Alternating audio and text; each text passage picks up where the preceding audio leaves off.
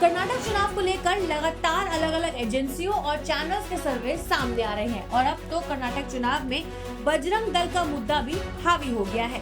BJP भी इस मुद्दे को जोर शोर से उठा रही है। यहाँ तक कि पीएम मोदी भी रैली में इस मुद्दे से बात करने से पीछे नहीं हट रहे और यहाँ तक कि उन्होंने ये भी कह दिया कि कांग्रेस बजरंग बली को कैद करना चाहती है। दरअसल हुआ यूं कि कांग्रेस ने अपने घोषणा पत्र में बजरंग दल पर बैन लगाने की बात की है और अब तो इस मुद्दे के सामने आने के बाद से कर्नाटक में जिस तरह से हालात बदले हैं उसे लेकर भी कई बड़े चैनल्स के सर्वे सामने आ रहे हैं। क्या कहता है सर्वे, आइए इस वीडियो में समझते हैं। सबसे पहले तो आप ये जान लीजिए कि कर्नाटक में 224 सीटें हैं जिनमें से बहुमत के लिए 113 सीटों की जरूरत है और सर्वे से कई बातें सामने आई हैं।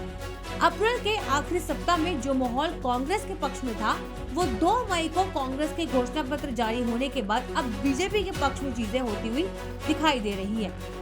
TV9 सी वोटर के इस सर्वे के मुताबिक कर्नाटक में किसकी सरकार बनेगी इसे लेकर 45% लोगों ने कहा बीजेपी की, 32% ने कहा कांग्रेस की, 12% ने कहा जेडीएस की, 5% ने कहा बीजेपी और जेडीएस की गठबंधन सरकार बनेगी और 6% लोगों ने कहा कि कांग्रेस और जेडीएस मिलकर सरकार बनाएंगे।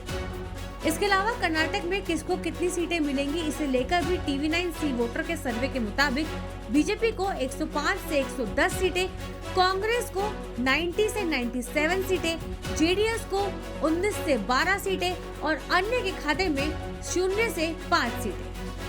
वहीं इससे पहले एबीपी न्यूज और सी वोटर के ओपिनियन पोल की बात करें तो कर्नाटक की 224 विधानसभा सीटों में से कांग्रेस के खाते में 107 से 119 सीटें जा सकती है, जबकि किसी भी पार्टी को बहुमत के लिए 113 सीटों की जरूरत होगी। इस हिसाब से कांग्रेस कर्नाटक का चुनाव जीत रही है। इस सर्वे के मुताबिक बीजेपी को 74 से 86 सीटें मिल सकती हैं, जबकि जेडीएस के खाते में 23 से 35 सीटें आ सकती हैं। वहीं लोक पोल का सर्वे देखा जाए तो उसके मुताबिक 224 सीटों की विधानसभा में से कांग्रेस 128 से 131 सीटें जीत सकती है। इस सर्वे में बीजेपी को 66 से 69 सीटें मिलने की उम्मीद जताई गई है, जबकि जेडीएस के खाते में 21 से 25 सीटें जा सकती है।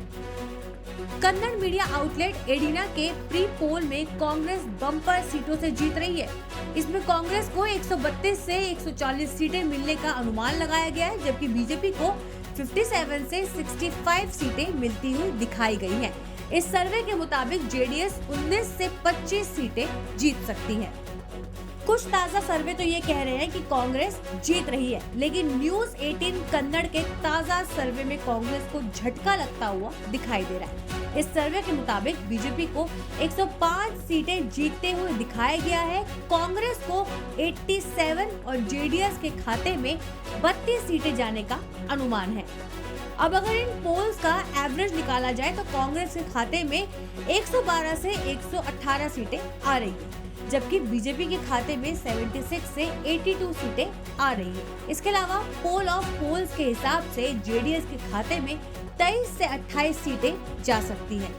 आपको बता दें कि कर्नाटक में एक ही चरण में 10 मई को मतदान होगा, जबकि नतीजे 13 मई को आएंगे। अब देखना ये होगा कि अब की बार कर्नाटक में किसकी सरकार बनती है। बाकी आपको क्या लगता है कि कर्नाटक में इस बार किसकी सरकार बन सकती है या फिर किसकी सरकार बननी चाहिए? जो भी आपके व्यूज हैं हमें कमेंट बॉक्स में जरूर बताइएगा। शुक्रिया।